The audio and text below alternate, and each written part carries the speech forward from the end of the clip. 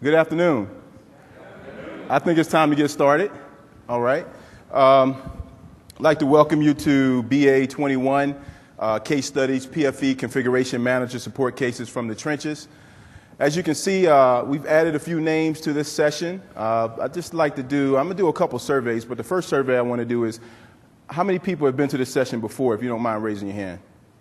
All right. And so I'm assuming outside of the Microsoft people like Don Brown that came to heckle me today, just about everybody else, the people that are sitting over here are Microsoft guys. So all the Microsoft people, raise your hand. All right. So, okay, great. Awesome. Thank you for being here. So for those who have been here before, you know this is case studies, and we basically take cases and we take a look at those cases. For those who are new, we take these cases, sample cases, and we review them. In the past 4 or 5 years, I've been doing this solo, so I thought it would be a good idea to invite other premier field engineers on stage with me. And so today I have Jason Johnson. If Jason don't mind raising his hand for him so people can see him. And Delise Coleman, if she doesn't mind raising her hand. And also Scott Williams. Scott's down here in the front row. And also Ben Ramp. Oh, man, Ben has a fan club. All right. So with that, I'm going to turn this over to Ben Ramp, who's going to have a few words for us on operating system deployment. Maybe not. All right, who's actually fooled by that? Did we fool anyone? No one? Anyone? All right. Just making sure you're paying attention. Before I get started, I feel obligated at this point to inform everyone that I'm going to be talking about an XP-specific image-specific deployment problem and solution that's very common, but it is XP. And so if you're not deploying XP any longer in your environment, congratulations. And then number two is if you feel like leaving now, that's fine. Our feelings won't be hurt, but we hope what we presented so far, you found of value. So who here has seen this screen before when trying to deploy an operating system with Config Manager? All right, cool.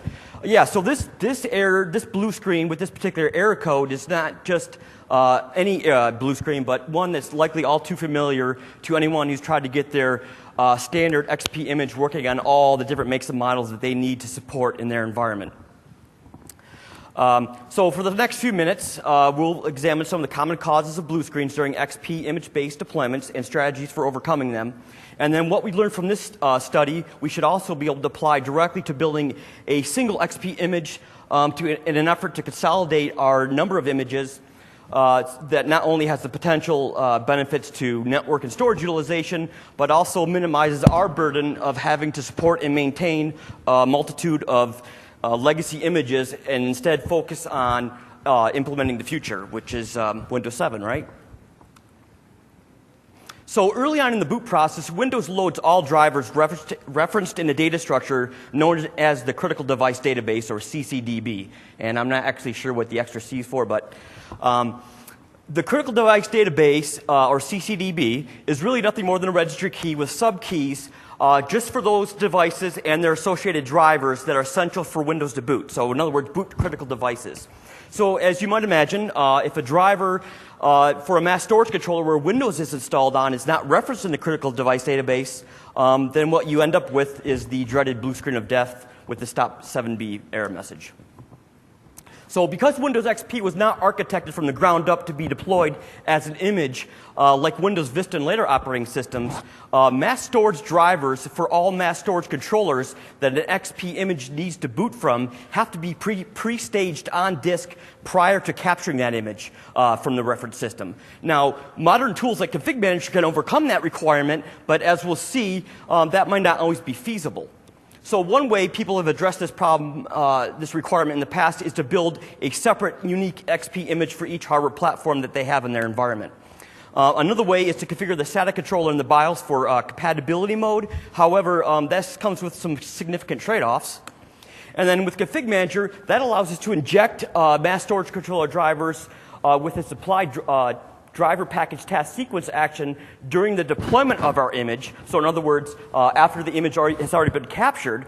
And this is a great option where we have a limited set of mass storage controller drivers that we need to support in our image. However, if there are some mass storage controllers that are so common and for which there are so many models that this method may not always be practical. So we'll be discussing this case where we have a large number of mass storage controller drivers to support and looking at one proven way to quickly and easily overcome it with an old school sysprep technique, which is what option 4 here is alluding to. So I think you'll find that nearly all standard desktops and laptops you're likely to find in a typical corporate environment are going to have an Intel chipset with an Intel mass storage controller. So XP has no in-box driver support for these Intel mass storage controllers when they're operating in their native AHCI or RAID modes. And so those modes require drivers from Intel that have been released over the course of the last 5 years. And one point of confusion is that the Intel Core chipset software, those aren't mass storage controller drivers per se. They're not even drivers at all. They're just INF files that describe the device to the OS. Instead, what we need to be concerned with are the Intel Matrix Storage Manager or the Intel Rapid Storage Technology drivers. So the definitive source for these drivers is Intel's website. However, if you were to go there now, you would actually find that there's 8 different driver versions there. Furthermore, there's various interim builds that Intel has released are floating around on various PC manufacturers' websites. So having all these versions out there complicates determining what driver versions we actually need to support all of our Intel chipsets, especially given that the latest driver version, for example, doesn't even support some of the older devices.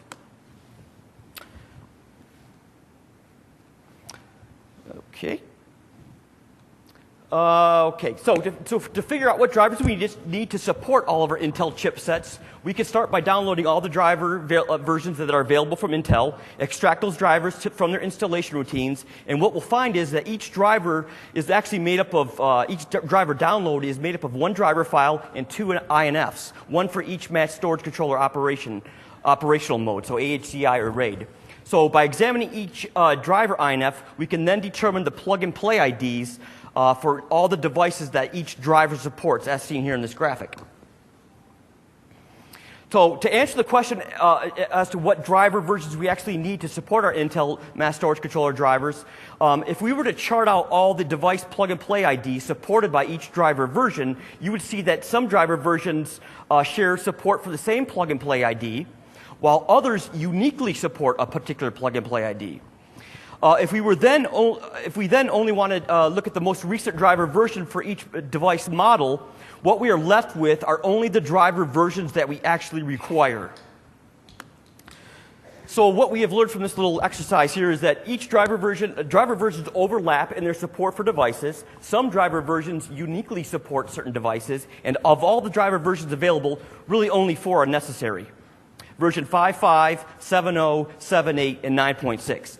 All but the most recent version haven't been updated for a few years. It's only the latest version, 9.6, that Intel has been updating. So it's this version that I'm going to want to keep tabs on for any updates that Intel releases to these drivers to determine whether or not they support additional plug-and-play IDs. So I guess what I'd like to emphasize at this point is that armed with this information, I could walk into a customer site and I need not have an inventory of all the Intel chipset or Intel mass storage controller drivers for each make and model of PC that they have in their environment. It's my experience is that if I include support for all 4 versions of these drivers, I've routinely been able to quickly and easily build a single image that will boot on most, if not all, of the customer's desktops and laptops, regardless of how old or new those systems are. So now we know what drivers we need, and knowing's half the battle, right? So what else is there? Well, that would be really about how do we most easily get these drivers installed and supported in our image. So that's where we're headed off to next. Okay, so one method we could use to install all these Intel drivers is using config manage apply driver package task sequence action, as we talked about. However, using only apply driver package actions poses some challenges with these Intel drivers. First, there are so many different models which are supported across multiple driver versions, and the apply driver package action only allows us to inject one driver support for only a single model at a time. Secondly, it can be difficult to determine the exact model of an Intel mass storage controller each PC in your environment has, especially that only we only have the device driver description to go by in the applied driver package action UI, as shown here, to figure out which driver we need to install. So if you were to support all drivers using only driver package actions in your task sequence, you might end up having to create and maintain over 102 applied driver package actions in your task sequence. Now, as we discovered earlier, only 4 of those 8 driver versions on Intel's website are actually required, so the actual number of actions would probably be closer to like 50, but I think you can see what the problem is here. So as I mentioned, there is an easier way. So a proven technique that I've used many times to overcome this challenge is to automate the procedure of pre-staging these drivers to the reference system's disk prior to capturing the image. So in this case, we have a task sequence whose sole purpose is for building and capturing our reference image. So the first step we need is to establish a driver package source for our drivers. In it, we have subfolders for each of the 4 required driver versions, each containing the actual driver files specific to that version. Next, we create a very simple batch script that we include with the driver package source that creates a drivers folder in the root of the reference system C drive, and we basically are just dumping those subfolders for each driver version into that. Next, we need to include this script in our build and capture task sequence. So we insert a step to run a command line to execute our batch script, specifying the package that's being used as our driver package source. This step should be added to the state restore phase just before the prepare OS step that actually executes sysprep prior to image capture. Next, we need to prepare a basic sysprep.inf file to support all these master controller drivers. First, we need to update the OEM PMP drivers path statement in sysprep.inf to include the paths to our drivers that we're pre-staging with our batch script.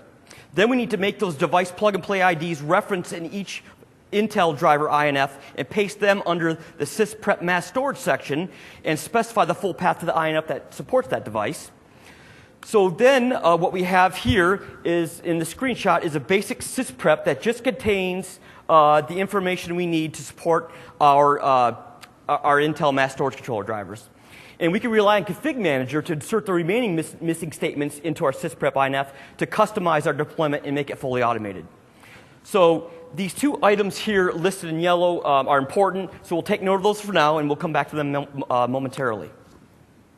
So now we need to take that sysprep INF and incorporate that into our build and capture task sequence. We can include it with the package source that is used by our Windows XP deployment tools package, which is our sysprep package, which is the same package that is used by the OS or the prepare OS task sequence step that runs sysprep. Now we're going to want to make sure that the automatically build mass storage driver list option is selected so that sysprep will inject all mass storage controller drivers that XP has in-box support for. Now we're ready to deploy our task sequence that automatically builds our reference system, the output of which is a single XP image that we should find is bootable on the vast majority of our standard desktops and laptops. Now it's worth mentioning at this point that injecting drivers into the critical device database can degrade boot performance. So drivers injected by sysprep can be seen under the non-plug-and-play drivers node in Device Manager when it's launched in a special mode that shows non-existent devices, as shown here in this picture.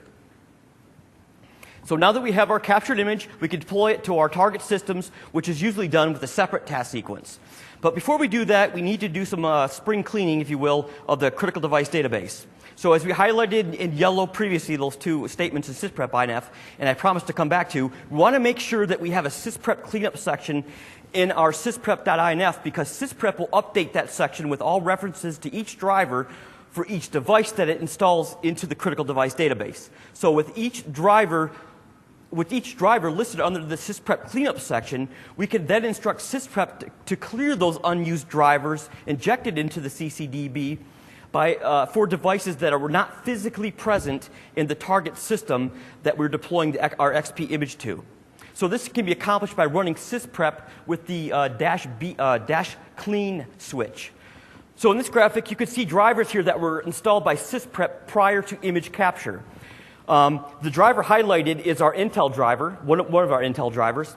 So now, after having run sysprep clean, you can see all the mass storage controller drivers that were removed out of the critical device database, thus restoring our boot performance. So in this example, because it was run on a system that did have an Intel mass storage controller, sysprep clean did not remove this driver, which is good. So the only thing left to do now is add a step to execute sysprep clean into our task sequence that deploys our captured image. So in this example, again, I have a very simple script that copies just my files to c:/sysprep. We then need to add a task sequence action that runs a command line to execute our batch script, and again, with it specifying a package that contains our sysprep files as the source. So this step can really be put anywhere in the state restore phase. So essentially, that's it. We have one task sequence that builds our reference image, which includes support for all Intel mass storage controller drivers. We'd have to create all 102 of those applied driver package actions. And that image should support all XP inbox drivers and all those very common Intel mass storage controller drivers. And it should essentially be bootable on nearly any one of our systems. Then we have our second task sequence that deploys that captured image. And should we need to add support for other mass storage controller drivers, like an Adaptec mass storage controller driver, for example, that doesn't have a huge array of models, well, then that's where applied driver action is very helpful.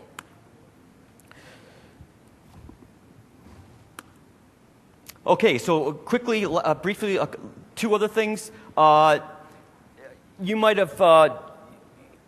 Another reason you might see blue screens, even you might have all your mass storage controller drivers covered in your image, but you're still getting the blue screens, and that could be related to the not having an OSD disk part compatibility variable set to true in your task sequence. So that's an issue with older BIOSes when they're being partitioned under Windows 7 or Windows PE or Windows Vista, which is what PE is based off of, and you're deploying Windows XP. Secondly, because the config manager task sequence doesn't give us the ability to pass any parameters to sysprep, you'll probably want to include the updated installed drivers equals true statement in your sysprep.inf. If you don't do that, what you'll see is that config manager will lay those drivers to disk, but when you open device manager after deploying it, there's still devices that have the yellow bang on them. And if you were to right-click on those devices, say update drivers, well, they would find the drivers in the c:/drivers folder, but when you deploy the image, those never actually got installed. So I know that was a lot of material covered in a very brief,